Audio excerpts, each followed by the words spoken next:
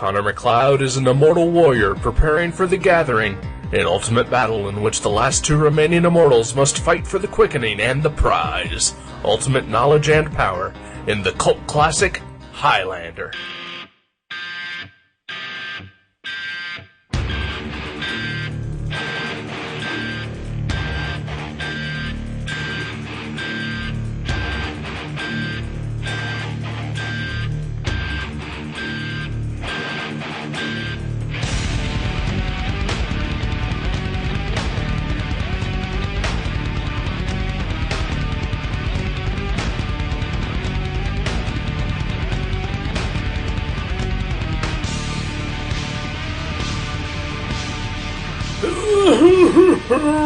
Welcome to Gutter Trash, episode 148, Highlander. My name is Eric. My name is Jason. How goes it? Yeah. Not too bad. Sorry. I'm just trying to stay awake.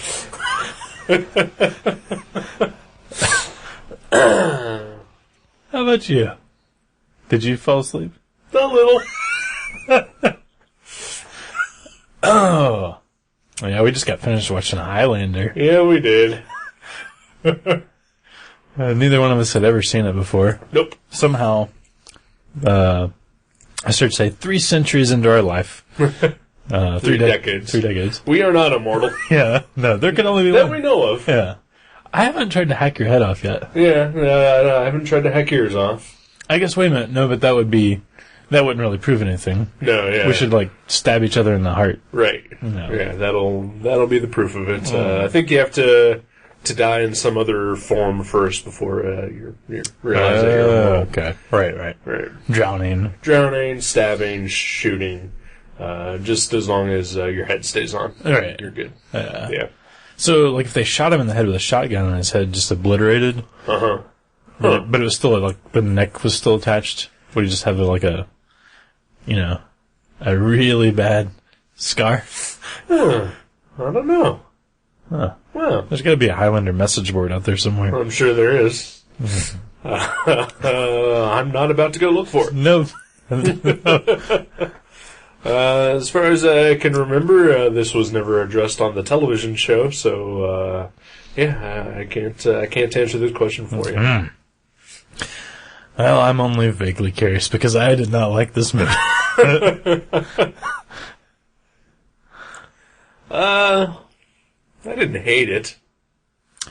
I didn't love it. I would say I hated it, yet I found some things about it that were pretty neat. Clancy Brown? Clancy Brown's awesome. Yeah. That is pretty much the one sole saving grace of this movie as far as I'm concerned. Really? Oh, yeah. He was one of the 3 things that I really liked about this movie. Ooh. Yeah. Sean Connery? Hated it. I was trying to, as I was watching this, I was trying to think of a movie I've liked Sean Connery in other than Indiana Jones and the Last Crusade, and it was stumping me. Let's play this game. Yeah. League of Extraordinary Gentlemen. I'm one of the 8 people in the world that likes that movie, but it's not because of Sean Connery. Let's see here. I can just start listing off the James Bond movies he was in. It would be James Bond, but I never liked him as James Bond because I grew up watching the Roger Moore James Bonds. And right. First time I saw a Sean Connery James Bond, I'd already seen a half dozen Roger Moores, and I was like, who's this guy? Right. Who's he trying to fool? He's no James Bond. I'm with you on that. Mm-hmm. Yeah, I grew up with Roger Moore as well, so the first time I saw Sean Connery, I was like, who's this balding old guy? Yeah. I was like, first of all, it's in black and white. The babes aren't as scantily clad. Yeah. This guy thinks he's cool, but he's not. Well, it wasn't black and white, so. Oh, it was? No, it was not. Oh, I thought some of them were. No. Some of the James Bonds? Nope. Really? Nope. I was watching it on black and white TV. That might have been it. I was like, my aunt's house has black and white televisions. It sucks. Yeah. Anyway. It's odd that, it really wasn't that long ago that black and white, stopped being made. Yeah. Like televisions. Right. Like I had a black and white television in my house until like 1992. We had one through the 80s. Yeah. Through the mid 80s at least.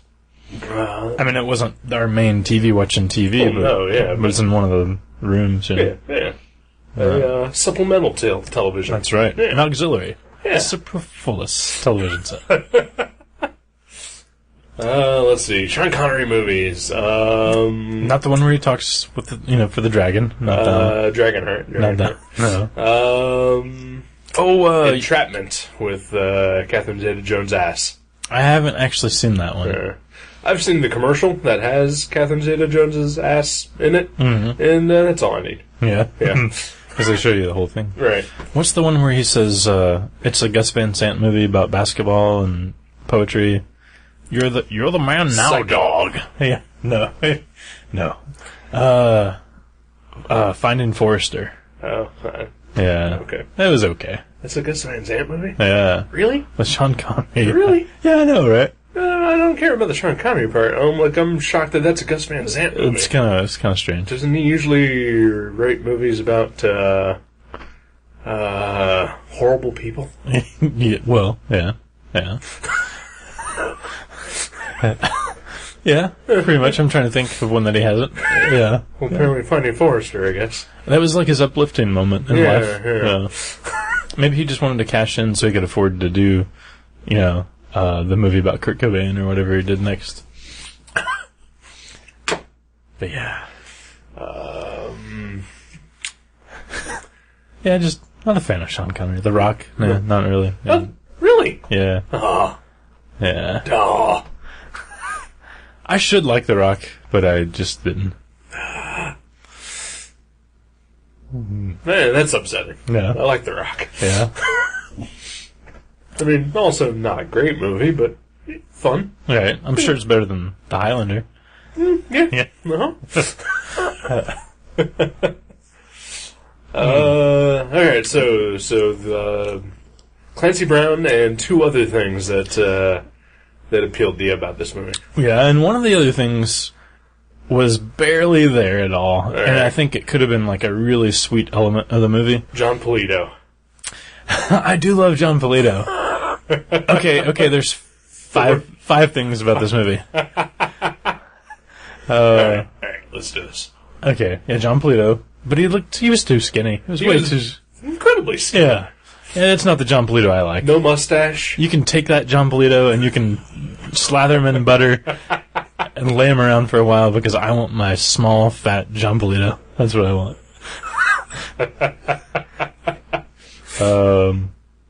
Queen. That was cool. Oh, yeah. Clancy Brown, John Polito, Queen. Okay. I really thought they could have explored the dynamic between McLeod and Rachel a little bit more, because I thought that was awesome. Uh-huh. I agree. Yeah. That was a cool little element that lasted about 40 seconds. Yep. I mean, it was reminiscent of, in reverse or retro-reminiscent, however you want to put it, because this is obviously older, but it reminded me of the really sweet dynamic in Let the Right One In. Okay, yeah. Where, she stays the same age and right. her dude was getting older. Yeah. I thought that was really cool. Other than a good, character dynamic to explore a little bit more. I agree with you 100% on that. When that element did pop up, I got kind of excited that maybe this was something that was going to be explored a little bit more, but no. She just kind of hangs around for 10 minutes and pops back one more time, but... Yep. And not really for any real reason. Yeah. They there was no point other than I bet maybe the original story had a more with her, and they were let's give a nod to that character or something. I don't know. Well, this was the director's cut. So. This was? Oh, yeah. was it? Wow. Yeah. All right. So one more. Okay, the one I haven't mentioned yet is the thing I actually enjoyed most about the movie. All right. More than Clancy Brown, even with his rude tongue gestures at nuns and his head stapled on punk rock style with safety pins. Even more so than that, I thought there was some amazing camera work in this movie. There was some.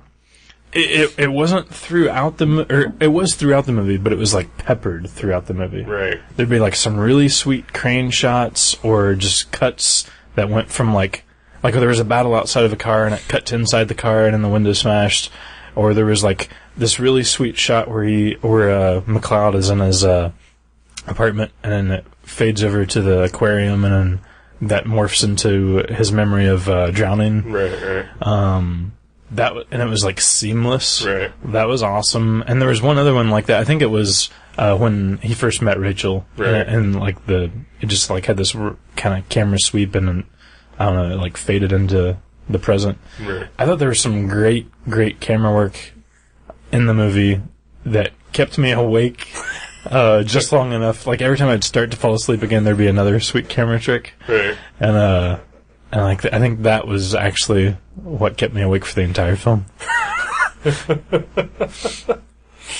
All right. I can't find any fault with those things you mentioned. Yeah.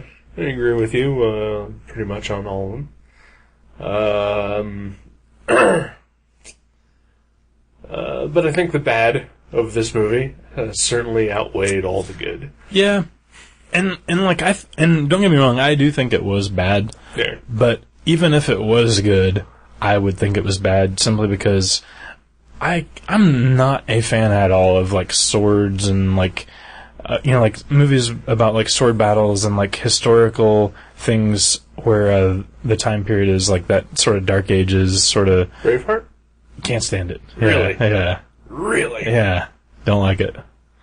Lord of the Rings, don't like it. No. Two separate things. Right. Two entirely separate. Well, those are both historical stories that our founding fathers had to endure. Don't make light of the Gimli or whatever they fought in that movie. Or is that an ice cream sandwich? I don't know. At UDF? No, I know what you're saying. Like Braveheart, like it's more believable or relatable because it's because it's a true story. That's right. that actually happened. Yeah, I just don't like that sort of stuff at all. Really? Yeah. Like even okay, here's how to hammer it home. The only Jeffrey Brown comic that I don't own is he did a story in a anthology about like elves and stuff, and it was like even no, god damn it. just like in Braveheart, Stop bringing up elves, stop bringing up dwarves.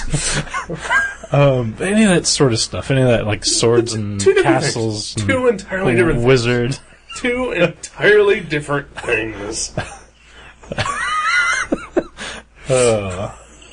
Maybe that's my problem. Is I'm fictionalizing a time period and associating it with the fictional counterpart. But yeah, I don't know. I just don't like that stuff at all.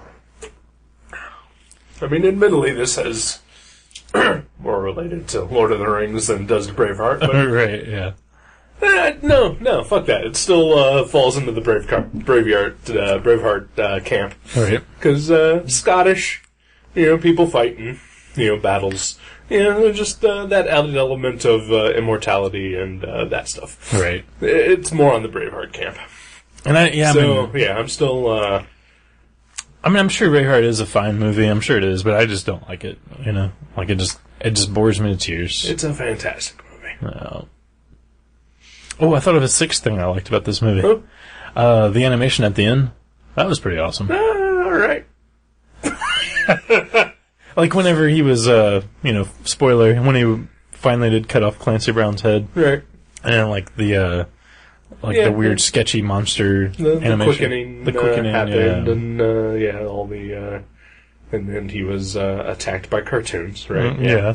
Wow, you thought that was good. Yeah, I thought that was cool. All right. Obviously, this is a point we disagree on. Yep. So I thought that was ridiculous. Yeah? Yeah.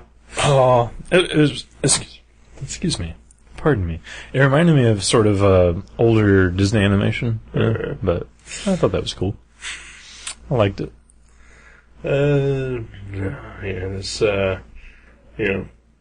For as much as I wound up not enjoying this movie, don't put cartoons in this movie. Don't have Connor McLeod being eaten by cartoons at the end of this movie. This movie may have been a more fun movie if we would have made a drinking game out of any time someone said McLeod or quickening. I don't recall him saying either of those things a lot. McLeod? There was some McLeod. Oh, I'd say 36 times they said McLeod in the movie. Maybe quickening was only like a half dozen, but I'd say a full 36 on McLeod. Maybe on the McLeods. I don't think. I want to say I heard quickening twice. Oh. Maybe in my head I was like, I wish this movie would have a quickening and end soon. Maybe that's what I was thinking.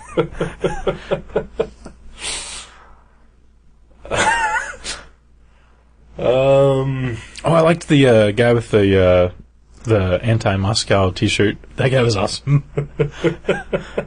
He was just prowling around the neighborhoods looking to kill, whoever, headhunters.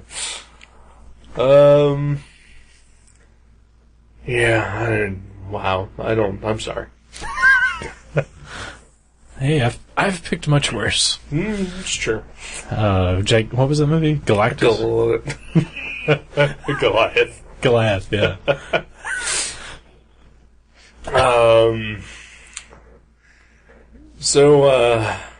Alright. Sean Connery is a Scottish man. Mm-hmm. Playing a Spaniard in this movie. Yeah.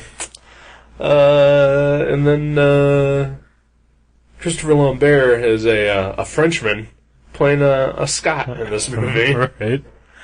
And John Polito's a fat guy playing a skinny guy. Right. And Clancy Brown is awesome, and this movie is not. What the hell were they thinking? I don't know. Like Highlander was I think the 7th or 8th movie we saw on Christopher Lambert's IMDb page. Mm-hmm. But like most of the other movies he did were French. Right. Clearly he is a terrible actor. Oh, yeah. Just absolutely awful. Oh, yeah. It's just dead eyes, no expression. Right. Terrible accent that he can't get rid of. Mm-hmm.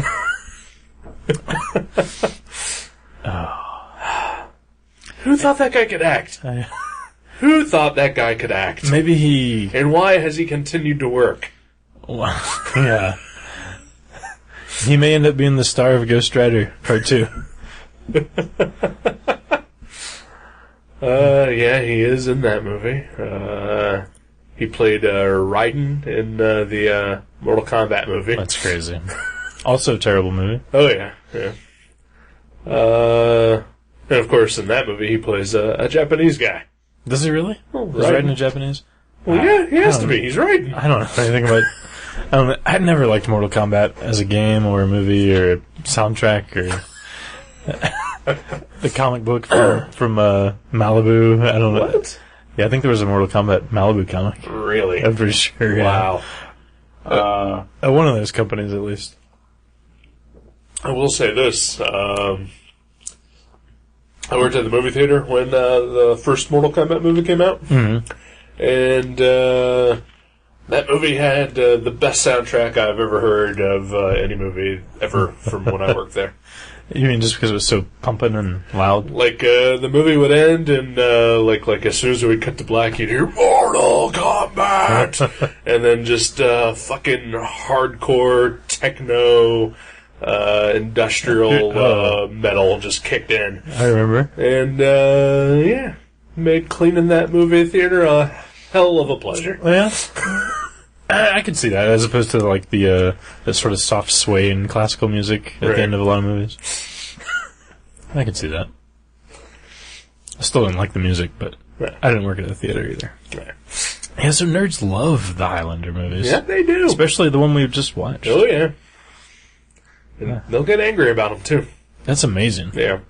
Because, this is not a good movie. No.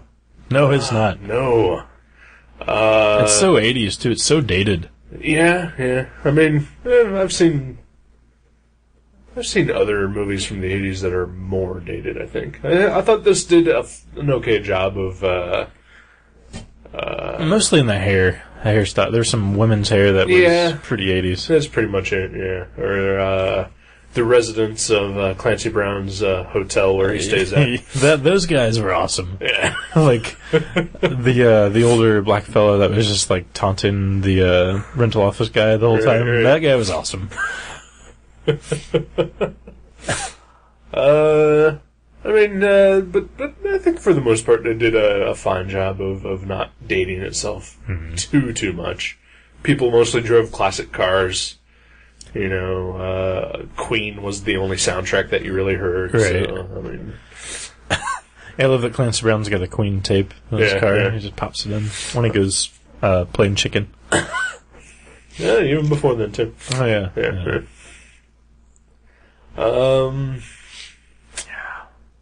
Yeah, I don't get all the love for this movie.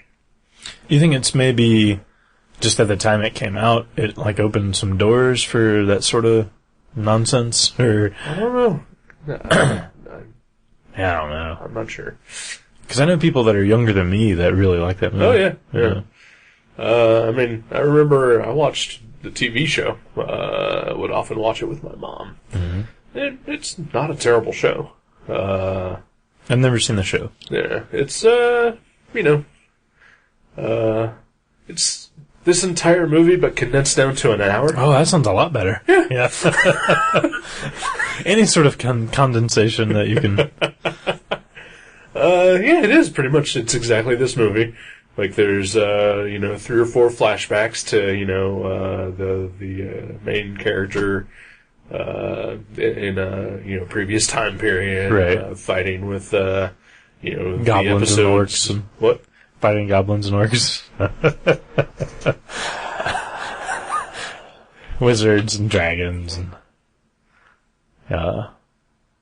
cyclopses. No, but was the show like one continuing story throughout every episode, or was it every episode like self-contained? Pretty much self-contained. That sounds a lot better. Yeah. Like it was. I mean, there's obviously an overarching story of there could be only one, mm-hmm. and I don't know if by the end of that series they ever got to that point or not, but well, obviously they didn't, because there was a Highlander movie with the actor from the show and Christopher Lambert. Oh, yeah. Teaming up. So the show never really had any resolution, or yeah, I guess not. And the movie with that guy failed, so they never made any more. Well, they made direct to Sci-Fi Channel sequels. Ooh, like in the last 10 years? Like within the past 5 years. Oh, excuse me. Wow. Which I have heard nothing but awful things from. That's surprising. Yeah, but at the same time, that's from the people who love this movie, okay. So maybe those are great. Yeah. They're like, oh yeah, they spend like a lot of time developing characters, and like, that guy that they have playing the part's a good actor. Yeah, it's terrible.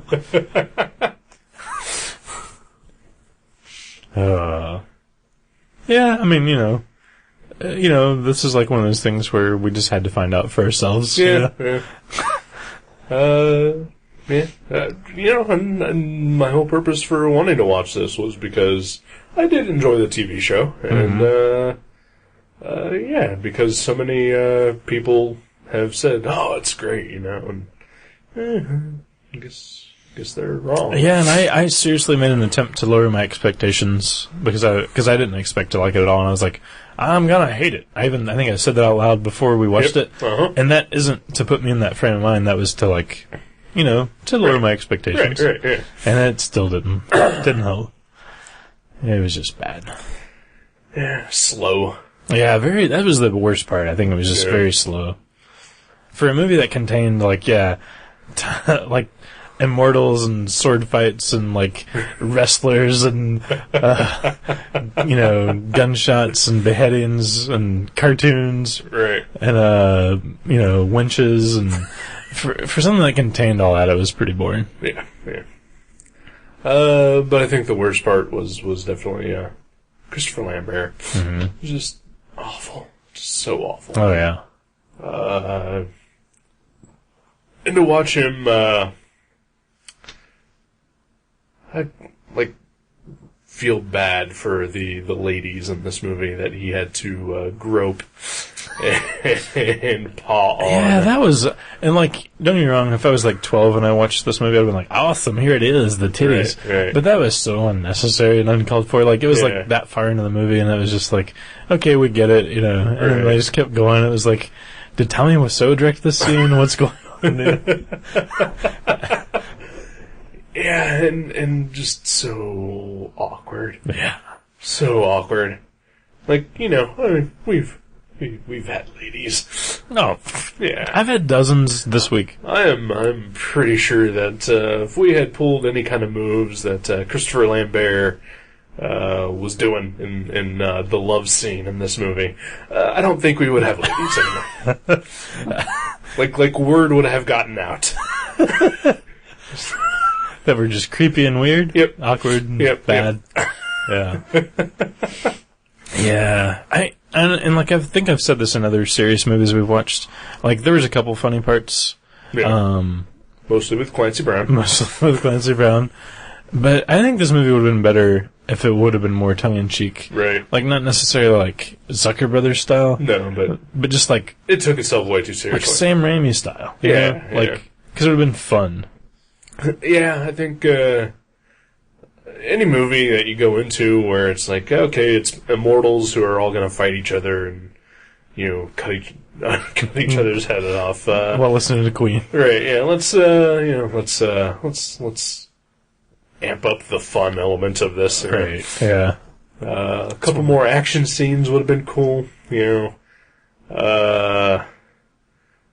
okay. Well, first of all, let me just say that this movie has some terrible editing. It does. Yeah. Just some of the worst editing I've ever seen in my life. When Sean Connery first appears. Yeah. I was what's going on? Is this all of a sudden an hour later? Right. Yeah. I have no idea. Yeah. I mean, and just things like that, or just two characters will be doing something and then it cuts and the entire scene is different.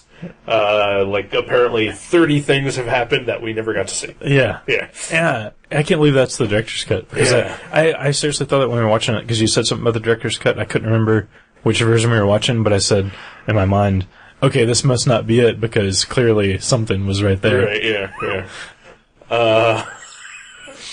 What was I going to say before that, though?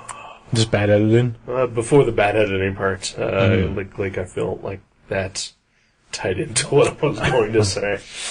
That it should have been more fun? Something that should have been more fun. Well, okay, now that brought me up to two things here. Okay. The more fun thing, we get the flashback of Connor, having the duel during Revolutionary times. The sword duel? Yeah. That was really good. That was funny. Yeah, that was genuinely good. Yeah. More of that. That was one of the better parts of the movie. Yeah. I forgot about that, yeah. But what led into that scene was Connor meeting with his other immortal friend. So apparently, the whole plot of this movie is that the gathering is happening in which all of the immortals left will meet in one spot and fight it out to be the last one. Mm-hmm. And, behead everybody else. To behead everybody else and gain all knowledge, everything. Through Disney animation. Right. So apparently, according to this movie, there were only 4 immortals left. Yeah. I know, yeah, you kept thinking wow, there's going to be this big gathering. But it's just Yeah. And one of them died first thing in the movie. Yeah. And then one was the black guy who showed up in the middle of the movie only to die 5 minutes later. Yeah. And Clancy Brown. Yeah. Yeah. Yeah, there should have been more. There should have been a pretty epic, behead fest. That would have been cool. Or like if you just saw Clancy Brown. Well, okay, it mentioned, in the papers there was all these beheadings. Was Clancy Brown beheading other immortals? I'm sure he was. But they just didn't show him. Right. Yeah, okay. I mean, I would imagine, right? Yeah. That's what I was thinking. Yeah. Could maybe have used a little more. And then I can understand, maybe that would get too repetitive, right. But I think that would have been better than watching Christopher Lambert have sex awkwardly. Right. Yeah. Yeah, beheadings over sex, people. Yeah, right. That's what we want. It is, in this case, what we want. I don't know. Yeah. I think TV was probably the perfect format for this type of story. Mm-hmm. Because then you can get all the beheadings you want, and, as long as it's not on channel, like, on regular, basic still television. Yeah. Really? No, yeah. Really? Yeah. Wow. Not on cable, but just regular TV? Well, yeah. This used to be on Channel 45. Huh. I didn't know you could show beheadings on, Sure. Can't show a tit, but you can show a beheading. That's America. Yeah. I was just trying to think of any episodes of, like, Silver Spoons or Three's Company where I saw a beheading, but none's coming to mind. Those aren't the type of shows for that. Now, if in the pilot episodes of those shows they had somebody getting beheaded, then anything goes at that point. Oh, yeah? Yeah. Okay. You gotta set a tone. Okay, yeah. I could have swore the Ropers beheaded somebody, or maybe Larry had a severed head in his closet on one episode of Three's Company. I bet he did. It just was sort of Yeah. off camera referred to. Yeah. Okay, yeah. Pretty sure Larry was a serial killer. Yeah. Yeah. Oh, yeah. Now that would be an awesome spin-off to come out now, wouldn't it? Like, they just take old TV side characters and, I started to say, God rest his soul, Andrew Koenig, like his character Boner. They could do something cool with Boner. Right. Well, he did go off into the military on Growing Pains. Right. That was like his last appearance on that show. You could go back now and see what his life is like now, post-military service. Right. Yeah. You remember Alf? There could be like a whole show about the Othmanics, and they could have been like, like government spies, like trying to find alien life, and sort of X-Files meets, the Brady's. I don't know. Maybe that's how a lot of shows start. Like somebody's watching, like an old show and thinking, why didn't they focus more on, Darren and Samantha's neighbor? Yeah. Or Darren's boss. And then, that's how Mad Men starts. Oh, wow, yeah. If they're like, yeah, Larry could be a serial killer and maybe he's also on the forensics team. Dexter. Yep. Yeah. Yep. Oh, yeah, okay. That makes sense. Yeah. Alright, so Highlander, it sucked. Yeah. Yeah. Not great. No. Barely even watchable. Yep. Clancy Brown pretty much saved it for me. Mm-hmm. And the other things you mentioned were good too, but... other than the cartoonist. Yeah. Okay, I think we're pretty much in agreement on this one. Alright, I will be selling that DVD post-haste. Awesome. Yeah.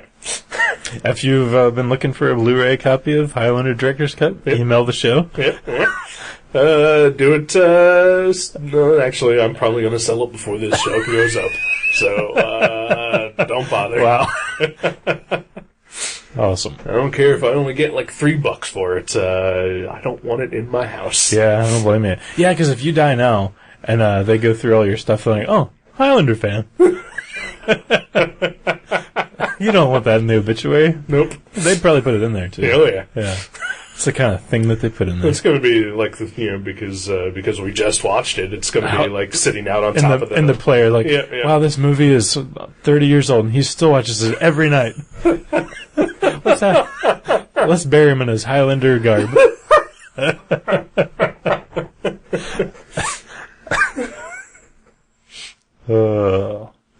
Crap movie. Crap movie. Yeah.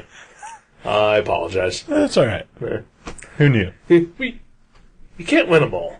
People say it's good. Yeah, people say you it's can't good. trust the people. It's a cult classic. I had never seen it. It certainly fell within my priorities or my criteria. Right.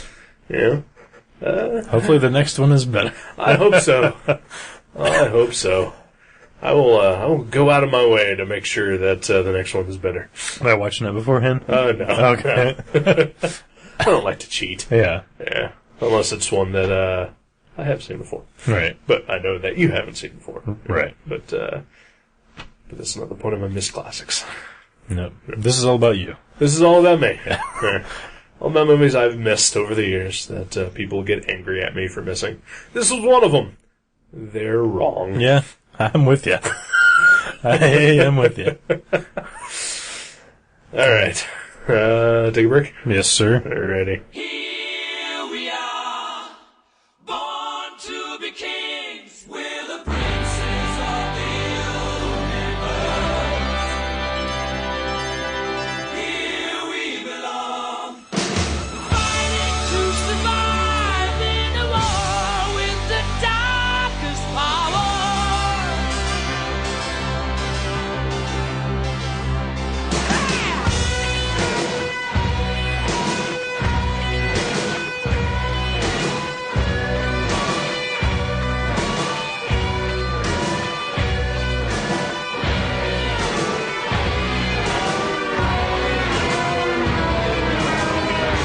Here we are, we're the princes of the universe. Here we belong, fighting for survival. We've got to be the rulers of your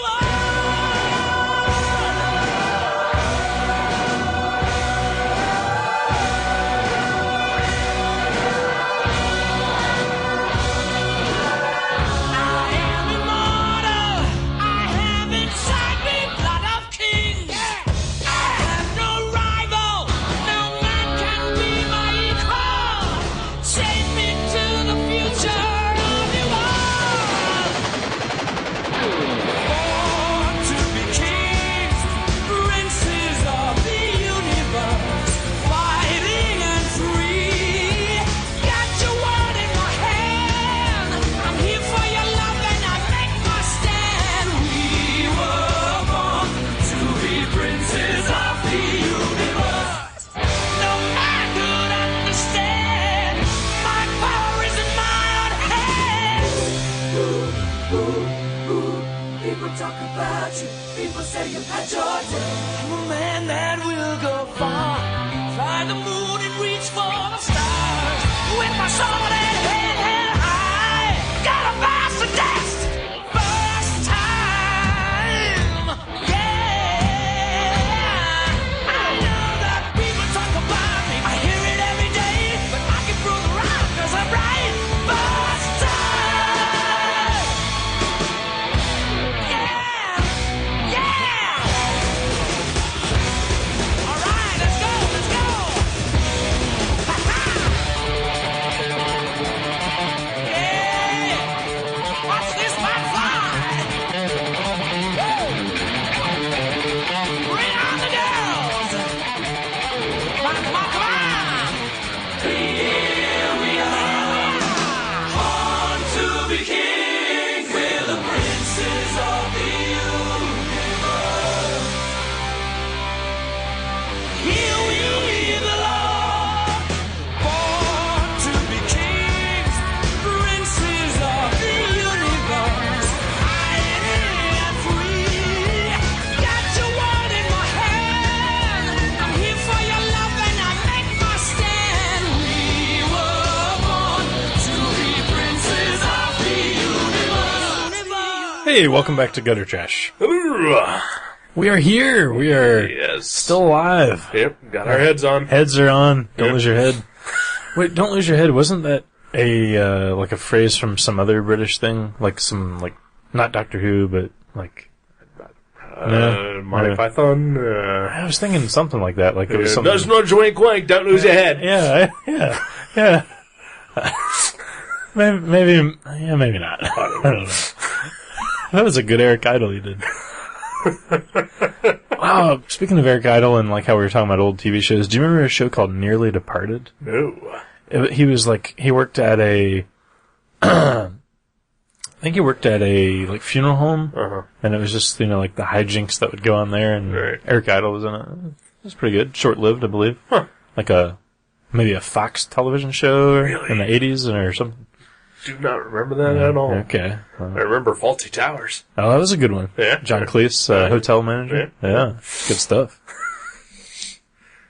I remember learning some Spanish words from that show. Really? Yeah. Who was Spanish in that? A little waiter guy that was sort of like the tiny little Spanish guy. I can't remember him. I mean, it's been since the 80s I saw it, probably. He was the guy that John Cleese would always slap around. Okay. Yeah. He spoke some Spanish, Yeah. He only spoke Spanish. Oh. Yeah. Oh. Wow. And I also remember that's where I learned what paella was. Oh. Because that was a dish that they were serving in one episode that, went horribly wrong and he got slapped around a little bit. But I looked at my mom and was like, what is paella? And she told me what it was, and then 2 days later she made it. Is it like chicken and beef or something? It is traditionally chicken, fish or shrimp, ham, rice, sausage, peas, I believe, onions, I think, and saffron. Wow. And it's basically like a stew. It is fantastic. I've had the vegetarian version of that, which is just peas and onions. Right, yeah. It's pretty good. No saffron. I couldn't afford the saffron. No, yeah. The recipe my mom tried was the poor man's paella, and it still cost her $100 to get all the ingredients. Oh, wow. To feed a family? To feed, yeah. Yeah. I mean, it makes a lot, yeah. But it's the saffron that pretty much does that. Right. Yeah. Wow. That's nuts. Yeah. There is sasson, which is fake saffron. Oh. Yeah. It's like the Aldi's version of saffron. Yeah, I don't know. I still think you can only get that at Joel Jim's. I've seen saffron at Kroger's, but it comes in a regular, 3-inch tall spice container you normally get, but there's 4 pebbles of it, and it's $40 or something, and you're like, what? No, I think it's $20. So. Yeah, it's insanely expensive. Mm-hmm. Yeah. Makes you wonder why our currency isn't based on saffron. Yeah. Seems to be doing better than the dollar. That's true. Maybe it's just hard to get that into vending machines and whatnot.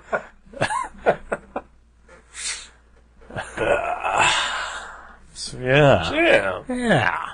So once again, I'm sorry. I know we've seen worse movies for the show, but hopefully it'll be a while before we sink to these depths. I hope so. Yeah, I hope so. Although I haven't decided on my next movie, so it might be it might be as bad. Who knows? Yeah. We will certainly find out. Mm-hmm. So you read any good books or anything? I've read a bunch of comics. Yeah. And I've been reviewing them all on my blog. I've seen that. Yeah. Appeared over there. It looks like overall you kind of are right in the middle. I'd say on the DC stuff, you like a lot of them and you dislike a lot of them. Yeah. I probably like more than I dislike. Mm-hmm. In fact, I have the entire stack right here on hand. Yeah. If we want to go through a quick review. Quick reviews? Let's do that. All right. I've only read 5 myself. Okay. So I'll just chime in whenever when you get applicable. All right. Yeah. All right. I got my stack of all the DC books I have bought. Are you going to review them chronologically or alphabetically? I'm going to review them in whatever order they currently are in. Let's see. I got a Justice League International, which was mediocre. I like these reviews. They really like get in there.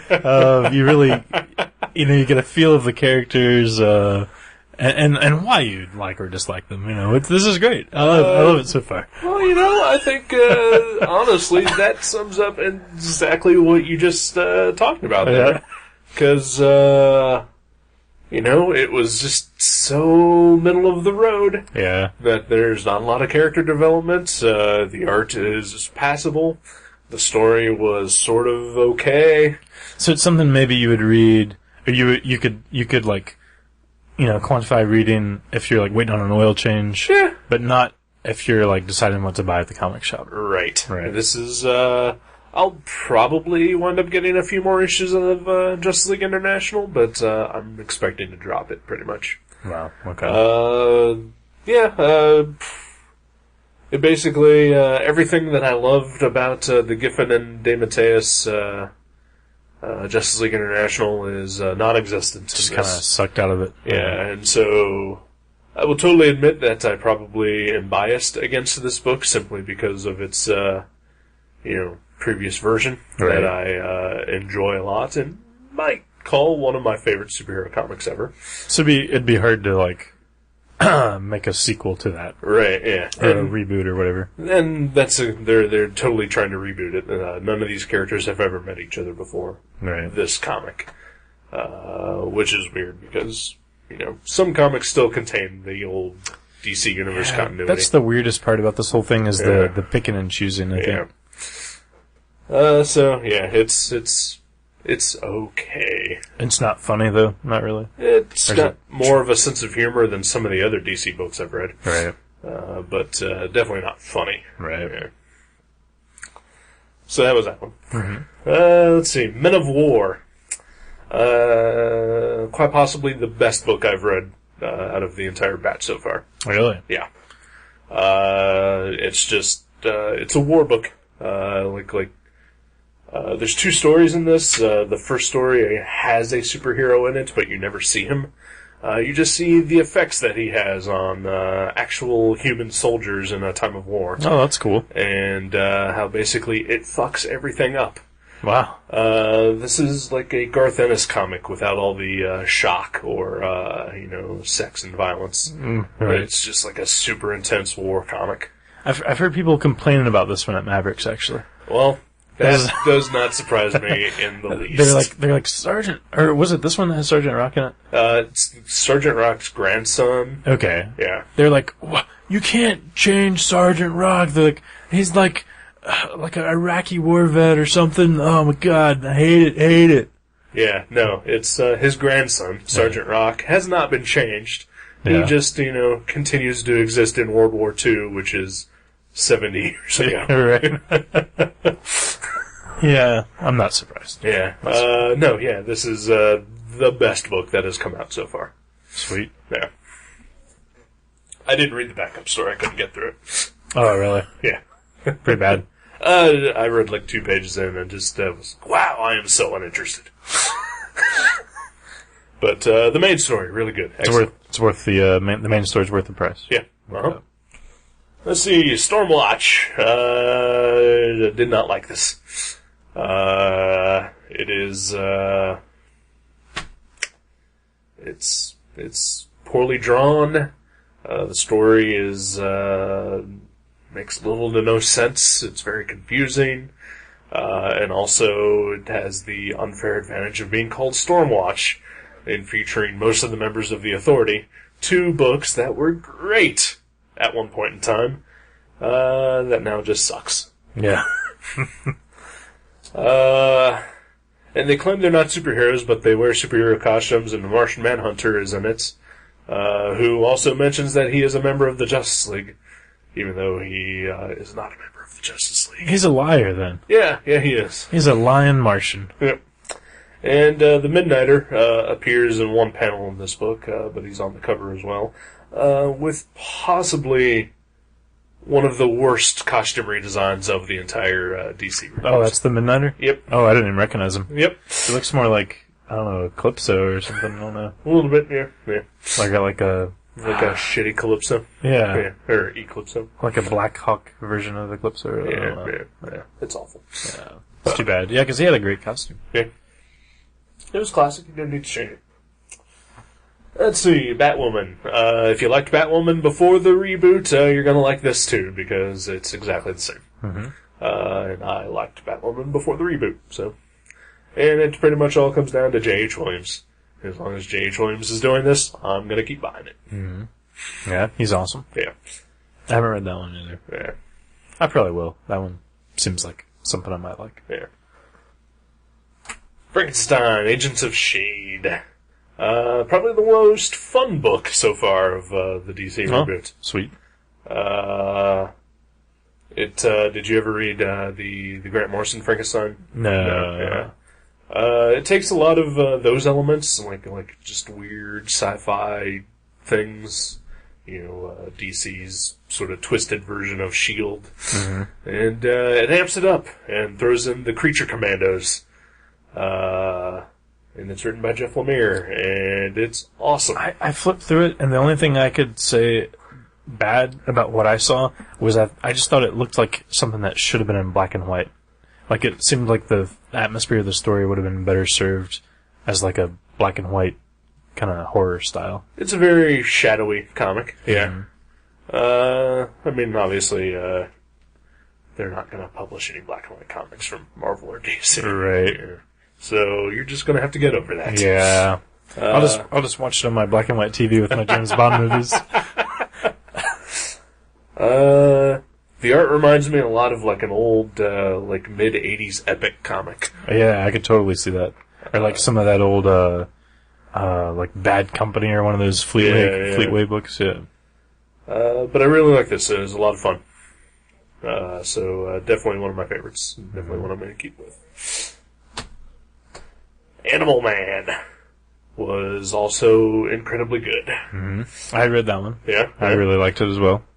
I thought the art, some of the imagery, especially towards the end of the book, was just astounding. Yeah. And like I thought the characters were pretty developed very well. Yeah. Pretty much taking what Grant Morrison started when he wrote the book 20 years ago. Right. And, just, continued on with what was working here. Mm-hmm. I think the art is probably the most inconsistent of all the books so far. Yeah, I could totally see that. When it's good, it is fantastic. Yeah, I think that's maybe what makes the fantastic parts look even better, because you're like, whoa, there it goes. Right. Hey, this part's in black and white. Yeah. I thought it was just me. I wasn't going to say anything. We do have some low light here. Yeah. So I really like that book too. Good one. Batgirl was fine. Just an enjoyable story, not amazing. Mm-hmm. But definitely not bad at all either.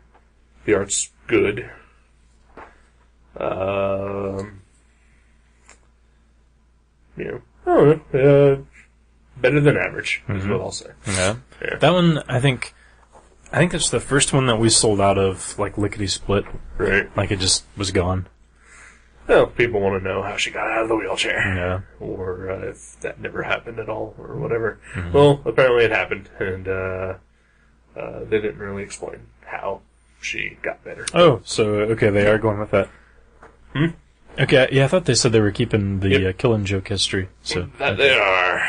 Interesting. Yeah.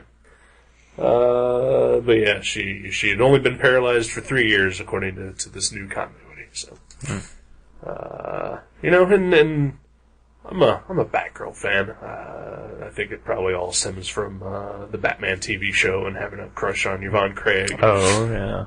But I've always been fond of Batgirl and Barbara Gordon, Batgirl. Right. I can't give a shit about the others. But I thought that her turn as the Oracle character made her like a far better, more rounded and awesome character. So like it's a little bit disappointing that she is not that anymore, but at the same time my Batgirl fandom is like, yay, Batgirl. Right. Yeah. So you're like, because I'm a 12-year-old girl. Yeah. Oh, I've known for a long time. But that's cool though. Yeah, that they're they're at least they're doing it well at least. Yeah. So I'll stick with it. See where it goes. What's happening? Mm-hmm. Action Comics. It was good. Yeah. I liked action. Yeah. It's one of the few I've read, obviously, but I thought it was fun. I like Grant Morrison, so I'll give it at least another one. I didn't love it, but I liked it. Yeah, I thought it was fun. I'm on board. As long as Grant Morrison's on. Mm-hmm. So Batman and Robin.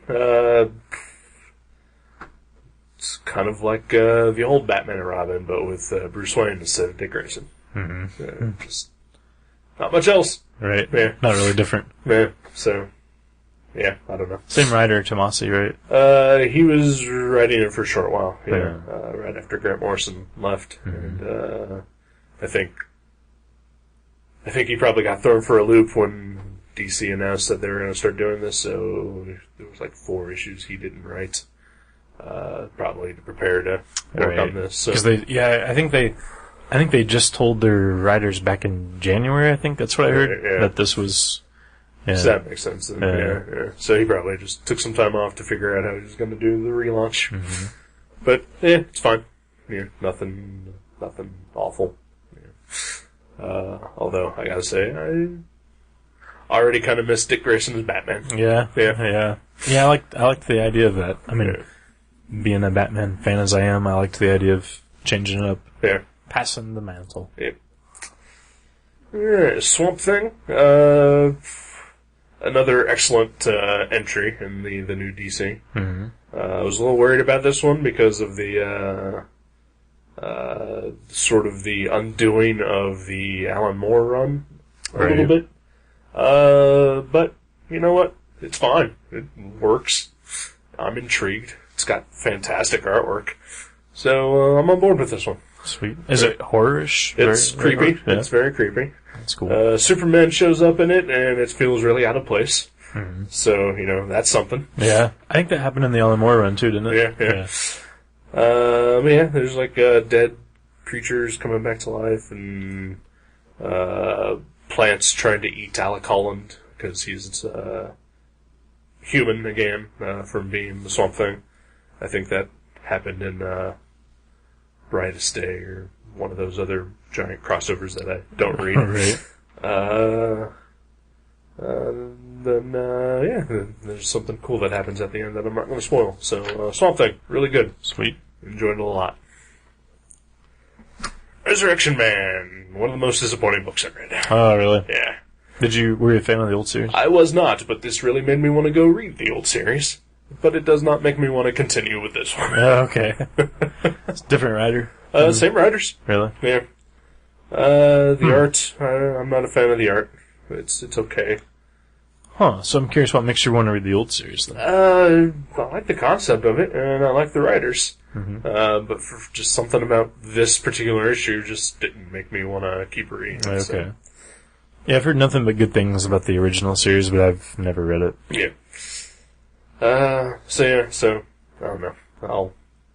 I'll probably read a couple more of them, but I'm not super excited about it. Mm-hmm. Yeah. Demon Knights was not good. It's like a medieval superhero team with the Demon and Madame Xanadu and Vandal Savage. Is he talking Ryman? Nope. No. Yeah. At least there's that. Yeah. That always bothered me. The Really? Ryman. Yeah. I mean, like, if he was only there for a page or two in a Batman comic, it was awesome. But when you read an entire Demon comic and he's just rhyming, it's just it's too much. I can see your point on that, but I kind of like him rhyming. I guess Shiny Knight is also in this book too. Another Grant Morrison character. Yeah, well, his version of that character. Right. Yeah. Yeah, I don't know. It just didn't do anything for me, and didn't make much sense. So, yeah, got it done with that one. Right. OMAC was a hell of a lot of fun. It was. I loved that one. Just packed full of Kirby-esque action from beginning to end. Yeah. And there ain't nothing wrong with that. So far, this is my favorite of Really? all the new ones, but Yeah. out of, mere 5 that I've read. Right. So yeah, I'm definitely into this book. I can tell you that. Yeah, I'll stick with that one, too. Looking forward to more. Birds of Prey. I wrote this on my blog. I'm going to repeat it now. I can't remember a single thing about this comic. That's a bad sign. Yeah. Was it super late at night when you read it, or? Like 10. Yeah. Yeah. That's not too late. Yeah. I read another book after that I remember. All right. Yeah. You weren't high or drunk or... Nope. Yeah. Nope.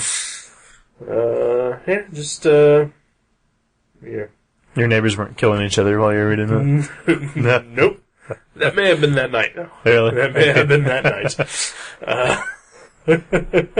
Oh, I might get into that later. I think all of our listeners have probably read that by now. Right. But I don't know if you want me to reiterate it. Oh, sure. Yeah. Might as well. Yeah. I got nothing else. Yeah. So Birds of Prey, apparently not great. At least not memorable. If Right. it was great. Yeah. Right. Catwoman.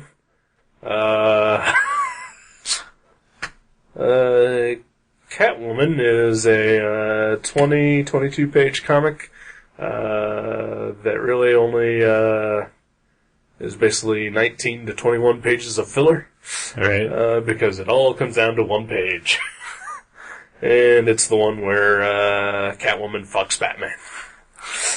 That's something people have been wanting to see for years. Oh, I'm yeah. sure they'll make that into a poster. Yeah. It's It's the splash page on the very last page of the story. This had no purpose whatsoever except to get to that point. Yeah. And a lot of people are freaking out about it.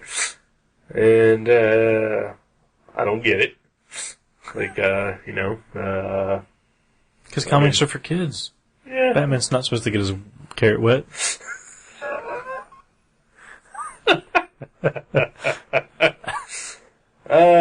Yeah, I mean, whatever. Yeah, I don't care. Yeah. It just seems like gratuitous. Oh, it is. Crap. It's yeah. 100%, yeah. Yeah. It just, I don't see why people are freaking out about it as Yeah. much as they are. Yeah, I saw it before, I even heard about it. Right. I just kind of flipped through it. And it didn't make me angry, it just made me like, okay, this is one of the ones I'm gonna ignore. Yeah. Yeah, I think I'm gonna ignore, the rest of them at this point. Mm-hmm. But yeah, there's just, other than that, there was no point to this comic whatsoever. That's too bad. So, yeah, just, this is like the Twinkie of the New 52. Yeah. Just, empty and bad for you. They have cream filling. Or that's the last page was the cream filling. Yeah. And it is bad for you. And the rest of it is that horrible tasting sponge cake. Yeah. Oh, excuse me. Nightwing, was fine. It's a Nightwing comic. It's, yeah, I don't know. All I can say is that I have read this comic before. Every other time that Nightwing has ever gotten a reboot.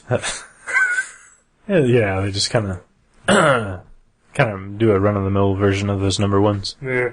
Yeah, this is, every time Nightwing has ever gotten a reboot in the past, he moves into a new place. He's trying to figure out his new place in the world now that he's trying to get out of the shadow of the bat. Right. And then, his circus comes to town and he goes to visit and something happens. Every single time. Really? Yeah. Yeah, that's kind of too bad. Yeah. Formulaic. Yep. So, yeah. I don't know. I like Nightwing. I really do. He's one of my favorite DC characters. I really want to like this book. I will probably stick with it a few more times. Who's writing that one? Kyle Higgins. Don't know him. He co-wrote with Scott Snyder the Gates of Gotham miniseries. Oh, okay. Which was really good. So, I'm hoping it'll be good. Yeah. That's cool. DC Universe presents Dead Man.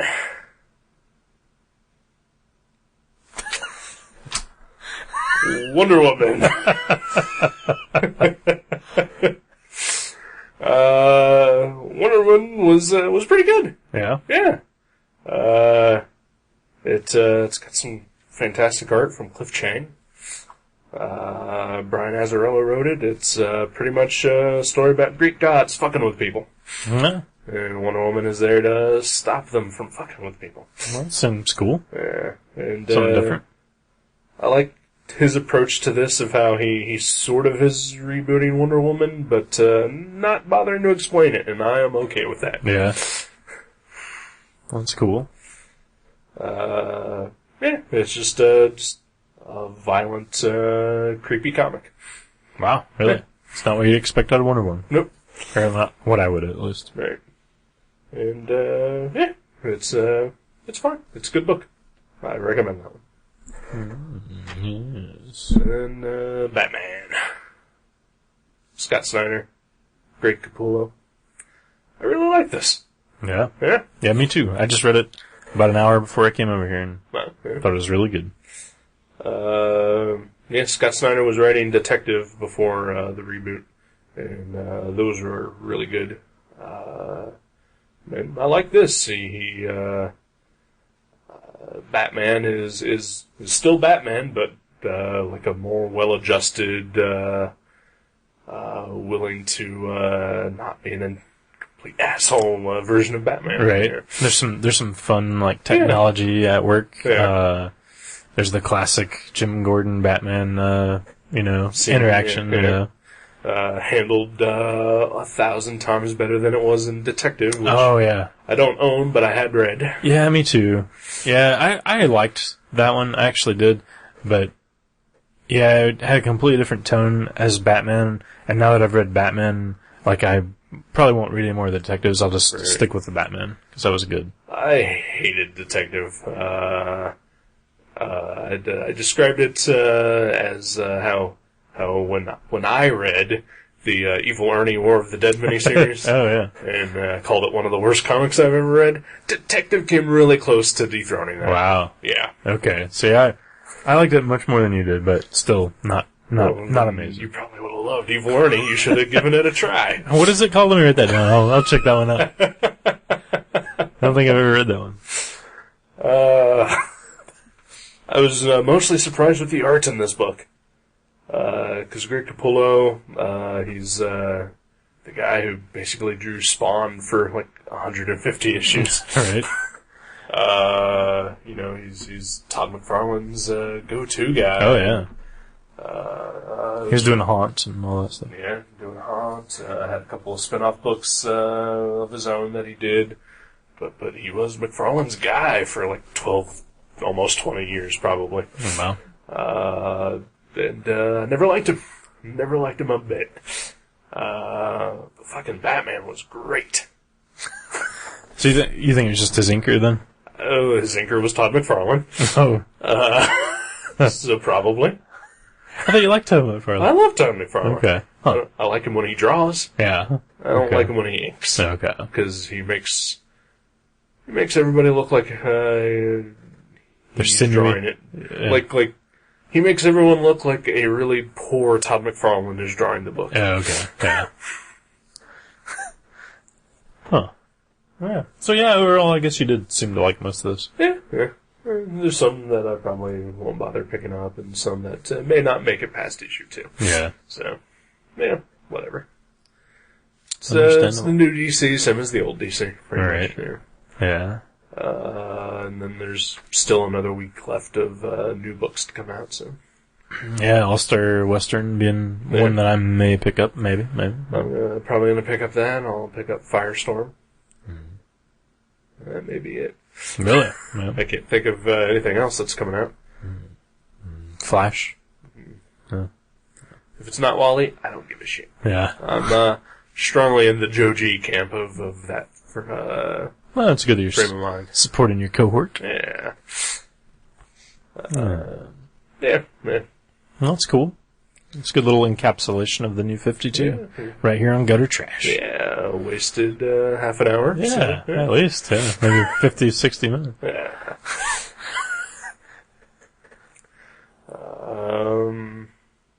Has anything else exciting happened lately?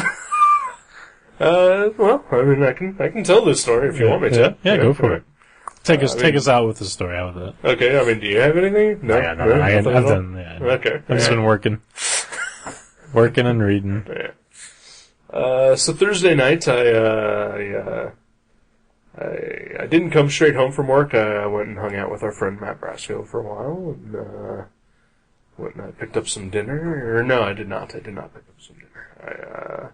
I just hung out with him, and I bought some supplies and stuff, like, just stuff I needed around the house. Mm-hmm. Came home, got home around 8 o'clock, and I saw my neighbor sitting on the steps up to their apartment. The lady neighbor. Her name is Sheila. So whatever, I just opened my door, came inside, did some work in the office, placed an order with La Rosa's for some dinner, and started burning the DVD, and went out to the living room to watch some television. So it was the season premiere of Community. Hey. I usually never get a chance to watch it, and when I do, it usually winds up being the same episode that I've seen like 7 other times. Right. So, hey, I got to watch a brand new episode for the first time. So then, about 20 minutes into that, I came back and checked on the DVD that I had been burning, and I could hear yelling from outside my window. And, which, sadly, is not an unusual thing. Right. So I happened to peek out the blinds and saw Sheila screaming at Joe, her boyfriend, who also lives in the apartment, who also apparently had bought a brand new car. Okay. Good for Joe. Yeah, I guess. I don't know. Pimping money or drug money or whatever. Right. Yeah.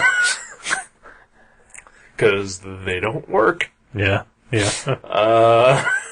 They do not have jobs. Their job is to torment you. Yes. Their job is and they're both Employee of the Month. Yep. So he's in his new car. She's screaming at him from the driveway, brandishing a baseball bat. Ooh, nice. Yeah. And so she screams something at him and then turns around to apparently maybe go back upstairs. I don't know. But he screams something at her, and she wheels around and runs to the car and starts hitting the door of his new car with the baseball bat. Oh. At which point he gets out of the car, and then she starts hitting him with the baseball bat. Yikes.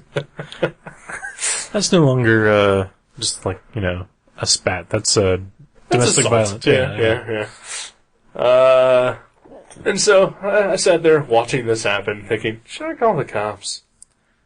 I got food coming. I just wanted to watch some TV, maybe watch a movie later. Yeah. So I just started burning a second DVD and went back out to the living room. And like, this isn't like if any of your other neighbors had this going on, you're like, oh my god, I'm calling the cops. Right, and you just call it, but like, this is them, and like, this is kind of their thing. Yep. This is what they do. Yep. We've heard the stories. Yeah. So I'm watching a little more TV, and then I come in to check on the other DVD and see what else is going on back there. I peek out the window, and I can still hear yelling. But I look out, and she is now inside the car, in the back seat, and he is in the front seat, driver's side. They're yelling at each other still, and she is looking at her phone. She's updating her Facebook page. Maybe, yeah, I don't know. So then he gets out of the car and walks over to the hood where he sits down in what appears to be a can wrapped in a brown paper bag. Classy. Yeah. And then whips out his dick and starts pissing on the driveway. Still classy. Oh, yeah. Is she still yelling at him? Oh, she's still in the car yelling at him. Yep. And he's yelling at her while he's taking a piss on the driveway. Wow. Yeah. Yeah. So, I just walk back to the living room. Decide I'm gonna watch a movie and pop that in and just start watching this movie. And there's a knock on my door, and it's the La Rosa's guy, and so I'm talking to him. It's the guy who I would say 80% of the time delivers to me whenever I order from them. So he's talking to me, and I'm signing my credit card slip, and in between pauses, we can hear the yelling in the back. Right. And he's just kind of giving me this look every time it happens, and just going to shrug my shoulders, sign my credit card slip, and then he's just like, well, have a good night. I was like, yep. That's really too bad. So I pause the movie, and I come back here to grab that other DVD I was burning, and I look outside, and there's nothing there. The car's gone, they're gone, whatever. So I go and sit back down and start to eat and watch my movie, and then I can hear like a really heavy, loud bass thumping. And sometimes there's like a red light right in front of my apartment building. Sometimes people pull up there and they've got their loud music on while they're driving around. Right. But no, I opened my door, and it's because he is now parked in where I usually park in the back, which is like just sort of right in front of where my door is, basically. Right. Just sitting in there with the stereo turned all the way up, listening to obnoxious hip-hop. So I close the door, and that goes on for about 30, 40 minutes. Where he's just sitting in his car with the music and the bass. And then it stops, and then I can hear some stomping upstairs. And it's kind of quiet for the rest of the night. So this entire time I'm texting my mom about what's going on so that she can tell my landlord in the morning, since she'll actually see him before I do. She works in the same... Everybody knows that. She works in the same building as the landlord. Then when I did get home, I went over to visit her and my landlord to see, maybe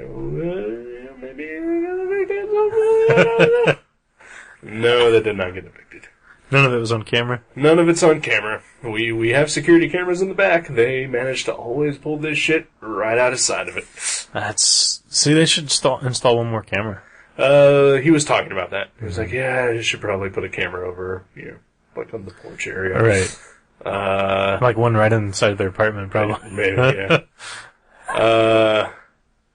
And I keep forgetting that I have a fancy phone now that I totally could have taken video of it. Oh, yeah. But wow. I just can't remember that I have that. Yeah, I wouldn't have ever thought of that. Yeah. But he was like, if anything like that ever happens again, just call the cops. Yeah, I mean, that's a tough one. It's like you said, I'm sure you would have if it had been anybody else involved in something like that, but it's just like, yeah. You've seen the cops come for them before. And the cops have already come to my house without me calling them ever. Right. Nothing really comes of it. Yeah. So that's what my Thursday was like, and it's been pretty uneventful since then. So, except for this morning at 6 a.m, there was pounding on the door upstairs. That went on for about 20-30 minutes. That's your usual Sunday morning behavior. Oh yeah. Nobody's sleeping in on a Sunday. No. Yeah. Oh. Well, that's too bad. Hopefully they'll get kicked out. That would be great. They probably won't, though. Nope. Oh, sorry. That's alright. It's alright. So that's it. Well, That's all I got. yeah, I haven't really had much going on this week either. I've just been doing some reading. Reading a book, an actual book, and some comic books. Yeah. I read an issue of Fantastic Four. I had this coverless issue of Fantastic Four in my collection, and I was like, I've never read this. And I just sat down and read it, and I was like, wow, this was awesome, but it was part 1 of 2. Yeah. And I was like, I gotta go find the other one. And I looked in the indicia, because, like I said, no cover. And it said number 58. Yeah. And I was like, okay, I gotta go, find the next one. And I look at Mavericks, and the next one has, like, Dr. Doom on the cover. Yeah. And I look, and I was like, oh, that's weird, because Dr. Doom wasn't mentioned in the previous issue, and it's a continuing story. Right. And I look, and we have the previous issue, and it has Dr. Doom on the cover, and I was like, well, what the fuck?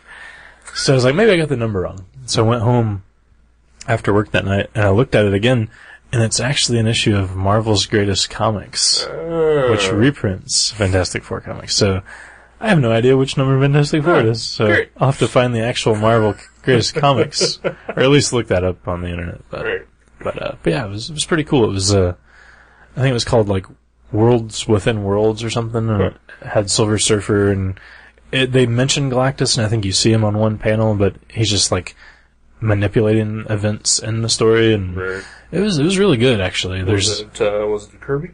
It was Kirby. Stan the Man, Jack the King Kirby. And there's like these evil versions of the Fantastic Four fighting the Fantastic Four. Goatees? No. You can just tell they're evil because their eyes are real pointy. Oh, so they're Asian. Yeah, they're Asian. And, because everybody knows that if you have an evil twin, he's either Asian or has a goatee. yeah, what if he's super evil and has both? An Asian goatee, like a Fu Manchu. Wow. Yeah. That would be, double evil. All I'm going to say, because you and I both have facial hair, that means we're the evil twin. Of somebody. Somebody out there is our good twin. Yep. Wow. There is clean-shaven versions of us doing good deeds out there. Wow. That's kind of heartwarming. Yeah. At least somebody's out there doing something. While we're in your apartment talking about how much we hate Highlander. And your neighbors. But other than that, I read another book this week that I was gonna... Super Gods? No, I finished that. A book I was gonna pick for our next review. You said you read a book. Oh. I can't read a book. Oh, no, I read... not in a week, anyway. I read the first 100 pages of a George Orwell book I'd never read this week. Yeah. And so far it's really awesome because it's about a guy who works at a bookstore who can't stand most of his customers, and in his free time he's trying to write and be creative, but he's just too poor and frustrated to get anything accomplished. For some reason, I can really relate to this book. Yeah. I wonder what that is. I think it's the maybe it's the cigarettes that he smokes. I smoke a similar kind of the tea he drinks. That's probably what it is. The book's called "Keep the Aspidistra Flying." If anybody wants to check it out, it's really good so far. But on top of that, I read a graphic novel, if you will. I don't believe in that term. Yeah, I read a giant funny book. A thick ass funny, yo. And I was going to pick it for the next show. Ooh.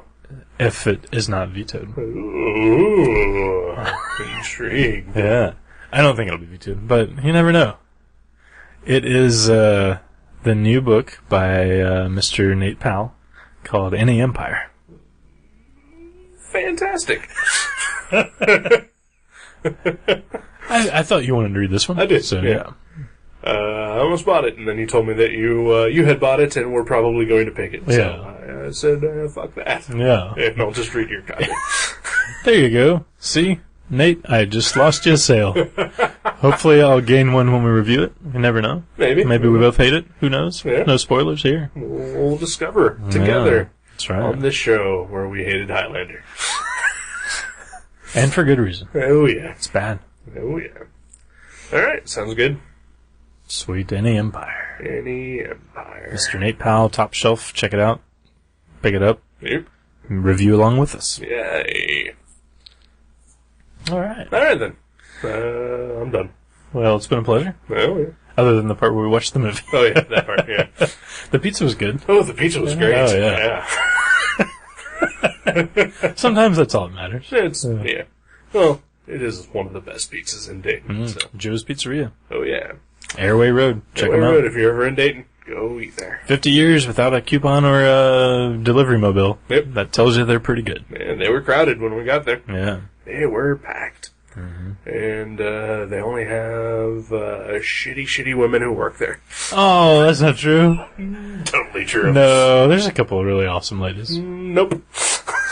That one older lady with the curly hair. She's awesome. Not really. She's kind of the worst of them. Oh, I like her. All right. Eat it, Joe's.